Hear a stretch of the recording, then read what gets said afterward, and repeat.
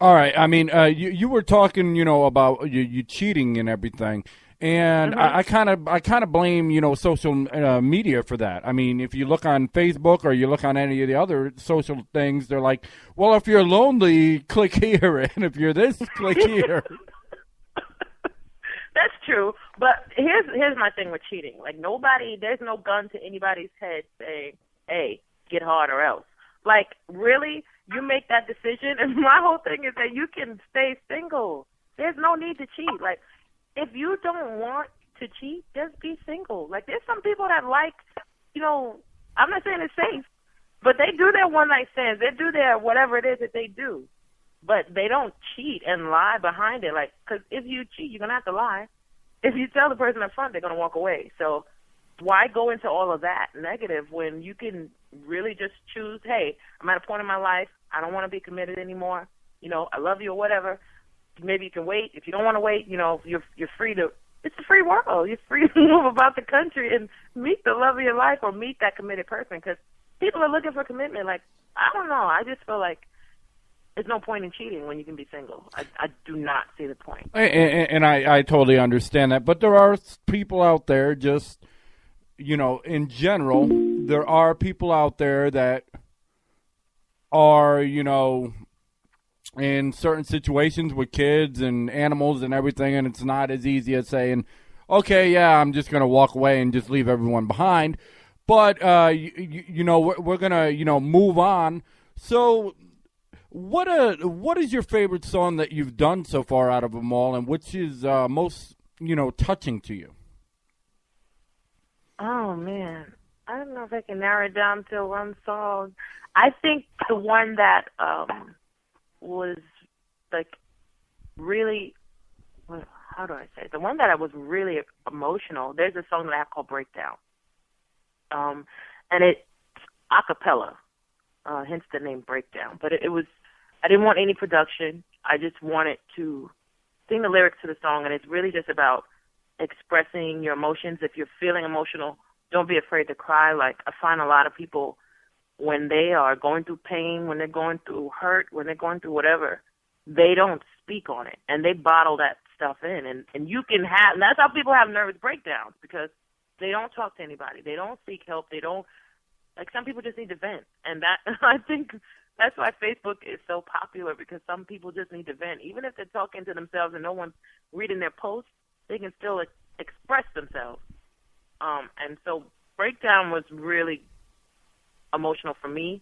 I think not so much me personally, because I cry. I love to cry. I love to express my emotions. That's how I can deliver the song. But when I was performing this song, I think it was the first time I performed it. They had brought a girl up to me after the set, and she was still crying. She said that, I never met you. I never heard that song. And I was sitting there. I was trying to hold back my tears. I was trying. I couldn't. And, like, she was asking me for advice. And I didn't even know what to say to her. I didn't even know how to advise her. Like, I just knew how powerful and how influential music was at that moment, because for somebody to not know your intention behind the song and to be able to connect with it and express themselves is just like, that is so dope. And, like, at that moment, I just felt like, man, this is what I'm supposed to be doing. Like, I want to inspire people. I want to influence people. And in a good way, like, I want to give them a balance. Like, I want them to be able to just live through life. And, like, that's why I try to make songs and music that's not the same genre, not the same concept, because people are happy some days, people are sad some days. Like, people are wanting to dance, people are wanting to party at sometimes. But sometimes they want to be alone. Sometimes they want to be cuddled. I don't know. Maybe they want to be loved. And, like, so I try to do songs that cover that whole spectrum. And you can't do that in just one genre. So that song is definitely the most touching. And I just think because I really saw the effects of it in person and live. So, yeah. Has anybody told you you have a sound that's so beautiful it's like listening to Whitney Houston all over again? No, and that's why I was blushing so hard when you compared me to Whitney Houston. They call her the voice, and, like, for good reason. So that was just an honor in and of itself. Well, I mean, it's just how you can just out of nowhere. I mean, it's like, okay, you're rapping, and then all of a sudden, you can just come up with, this huge R&B thing, and I'm thinking that's just like what Whitney used to do, not as far as rap, but as far as the way she was, singing, and then you just come up with something else, or she was like in a movie, and then she just like sing out of the blue, and it's like, wow, that's just amazing. Not everybody can do that. That is pure talent. Thank you very much. I definitely agree with that, and like I always find when I like meet new people, they'll assume that they'll hear a rap song and they'll assume that I just rap, and so I always tell them like, go to my website, check out the catalog, because it might shock you what I do. And like even a lot of times when I tell people, oh, I do pop, jazz, hip hop, soul, and R&B, they're always like, oh, that's a lot. You sure you can do all of that? Maybe you should just stick with one. And it's like, just listen to what I do, and you'll understand my sound and like what what I'm really about. So I do like that I do so much. I think it's just because of the influence. Like I listen to so many different genres of music, and so I wanted to be able to blend it. I didn't want to have to force feed it into just R&B, force feed it into just rapping. Here's something you never heard. I have a question. Where did you come up with the stupid mother? Because because I want you to clarify that you're not, in fact, making fun of people that are mentally handicapped, but you are making fun of guys that are playing stupid games, thinking that you don't get it. Yes. I'm definitely not doing that. That concept for Stupid Mother was just, I don't curse. And the beat, when I first heard the track, sounded like, I just kept saying stupid mother effer in my head. And so that was the whole premise behind it. And I was talking about the industry. And like I said, I write about stuff that's happened to me. And like there'll be people that, try to prey on the fact that you have a dream and you're trying to make it in the music. And especially when I first started, like people come up with the funniest schemes, and like they think that you're going to believe them because they're in a suit, or because they smile, or because they say, oh, I like your music, or now we signed this contract. And it's like, hey, I don't even know you. Are you serious? So that was what that song was about.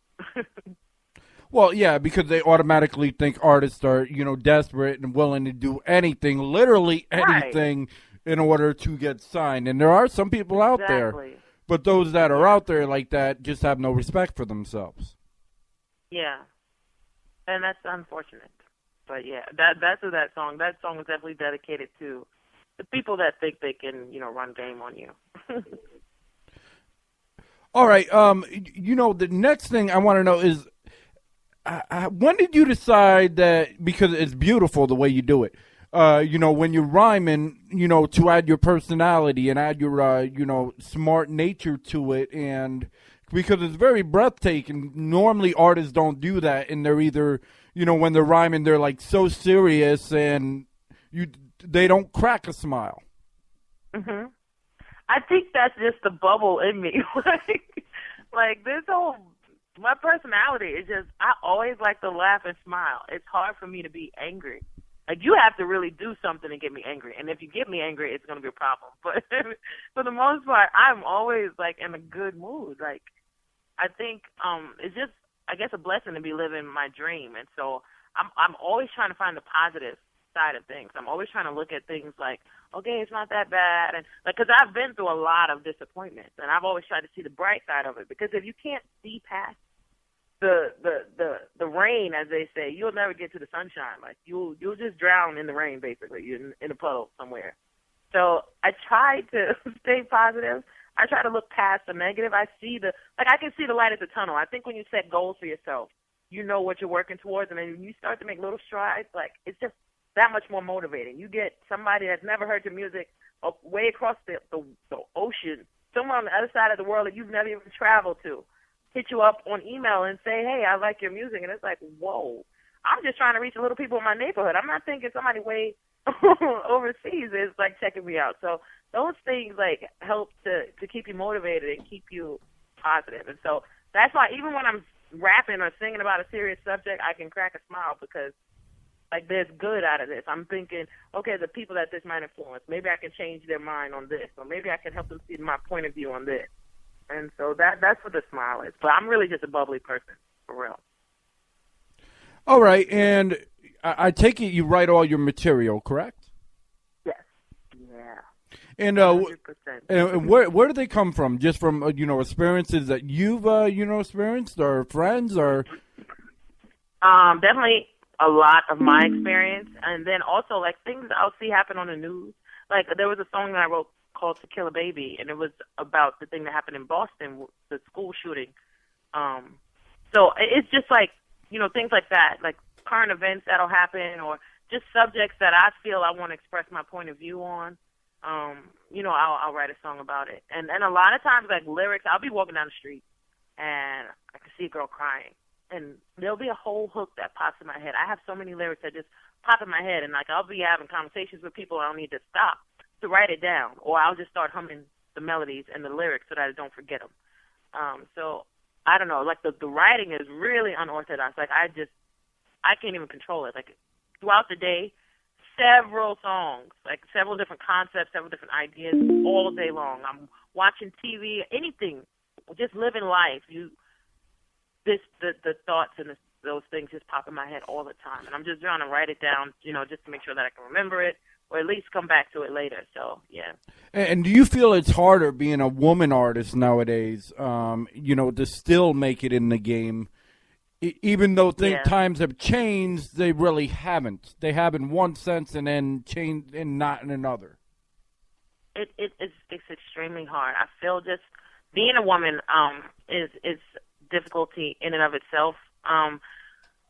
We don't get the credit. As far as the rapping, a lot of women feel that it's more image first and bars later, when it should be the opposite way. Like I feel like back in the day it was more based on talent, and now it's just maybe I got to go visit the doctor and buy some boobs and some butt to make it. And I'll figure out how to rap along the way. Like, I really feel like that's the formula that they're using now. And so it's kind of sad. It's really unfortunate. I think that I could add to the culture in the sense of you can be yourself. You don't have to have this gimmick. You can just do the music that you do, and people will respect it if you're talented. You definitely still need to work as hard as a gimmick. And that's another thing, too. Like, it's hard for females, but if you're talented and you're willing to work, like, you can't think that everybody's going to give anything to you because you smile or because you're cute or because and if that's the case, then they're going to want something back from you. And so you want to be respected in the game, you just have to work just as hard as everybody else. Even if you're wearing a skirt and heels, like, just kill it in your cute outfit. And so that's the goal, but it definitely is hard. That's definitely true. Now, outside of music, besides music, who else would you say your biggest influences are? Out of music, I would honestly, outside of entertainment, I think my mother has such a big influence on my life. Like, I was just so proud of the life she lived. She's a preacher, and wow. That's awesome. And so it's definitely like has my morals are really, like, I really just love the way that she lived, and she was so positive and so beautiful. And I don't know why I'm speaking in past tense. She's still that beautiful person. Like, she's just such a beautiful spirit. Like, I love to be around her. Like, she's like my best friend, and that's crazy because I have a bunch of sisters and friends, but like, she's like my best friend, and I respect her so much. And I just want to be a good example for the girls that are out here. And she's love you, mommy.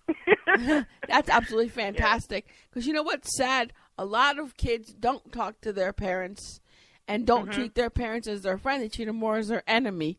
So, yeah, like you said, maybe these girls will see, look, Tamara's still friends with her mom, and she's all grown up, And, maybe they'll see, maybe, I need to be a little closer to my mother and do more for her, I think that's fantastic, though.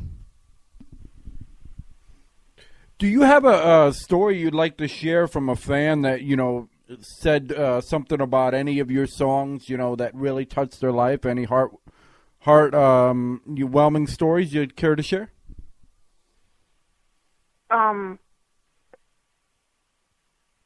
Well, definitely the breakdown story that I told you about was like it was really awesome. But okay, so maybe like 2 weeks ago I was performing in Maryland, and I finished my set, and I think she was 9. And oh man, I do not remember her name, but she came up to me after the show and she said, "You were awesome." she's like, I want to sing too. And